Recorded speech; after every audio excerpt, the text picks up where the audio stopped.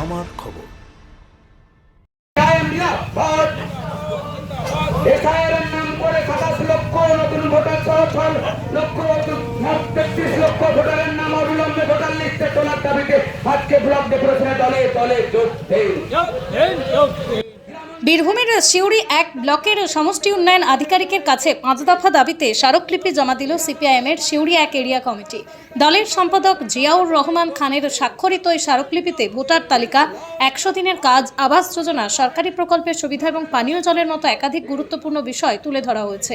স্মারকলিপিতে দাবি করা হয়েছে, এসআইআরের জেরে যেসব ভোটারের নাম তালিকা থেকে বাদ পড়েছে সেগুলো দ্রুত নিষ্পত্তি করে পুনরায় ভোটার তালিকায় অন্তর্ভুক্ত করতে হবে। পাশাপাশি অবিলম্বে 100 দিনের কাজ চালু করা, যাদের জব কার্ড নেই তাদের জব কার্ড দেওয়া, সরকারি প্রকল্পের যোগ্য উপভোক্তাদের দ্রুত সুবিধা পৌঁছে দেওয়া এবং আবাস যোজনার উপভোক্তাদের বাড়ি প্রদানের দাবি জানানো হয়েছে।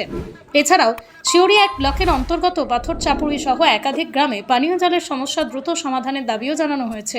সিপিআইএমের পক্ষ থেকে জানানো হয়েছে, সাধারণ মানুষের স্বার্থে এই দাবিগুলি দ্রুত কার্যকর করার জন্য প্রশাসনের হস্তক্ষেপ প্রয়োজন। স্মারকলিপিটি বিডিও দপ্তরে জমা দেওয়া হয়েছে। আজকে আমরা সিউড়ি 1 নম্বর এরিয়া কমিটি উদ্যোগে বিডিও সাহেবের কাছে ডেপুটেশনের জন্য এসেছি। দাবি হচ্ছে 5 দফা। প্রথম দফা দাবি হচ্ছে যে আমাদের রাজ্যে যে 27 লক্ষ ভোটারকে ডিলিটেড করা হয়েছে এবং 6 লক্ষ নতুন আবেদনকারী আছে। এই 33 লক্ষ ভোটারের যে ট্রাইব্যুনালে শুনানির ব্যাপার আছে, সেই শুনানি ব্যাপারটা যাতে দ্রুত নিষ্পত্তি করা হয় সেই বিষয়ে আমরা বিডিও সাহেবের সঙ্গে কথা বলতে এসেছি। দ্বিতীয় হচ্ছে 100 দিনের কাজ। মুখ্যমন্ত্রী বলেছে 125 দিন কাজ দেবে, কিন্তু 100 দিনের কাজের যে চরিত্র সর্বত্র, মানে যে যে কাজ করতে চায় তাদেরকে সবাইকে কাজ দেওয়া হয়, এটা হচ্ছে 100 দিনের কাজের চরিত্র।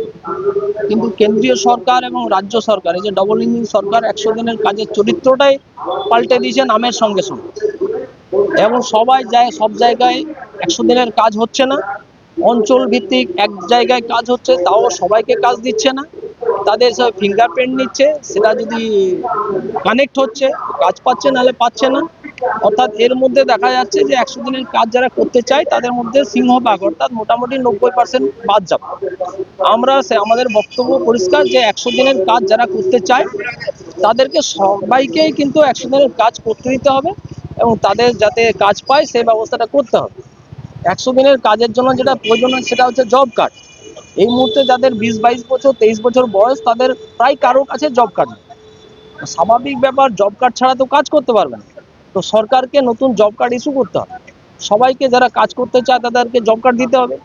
প্লাস হচ্ছে তৃণমূলের জমানাতে তৃণমূলের প্রধান মেম্বাররা যারা কাজ করে তাদের জব কার্ডগুলো হাতিয়ে রেখেছে, সে জব কার্ড তাদের কাছে যে তারা ফেরত দেবেও না, হয়তো নষ্টও করে ফেলেছে।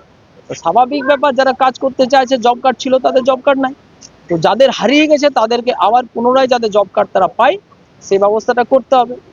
আবাস যোজনার নামে যে সরকার ক্রাইটেরিয়া ঠিক করেছে, তাতে আমাদের আশঙ্কা যে একজনও প্রকৃত গরিব মানুষ এই ঘর পাবে না।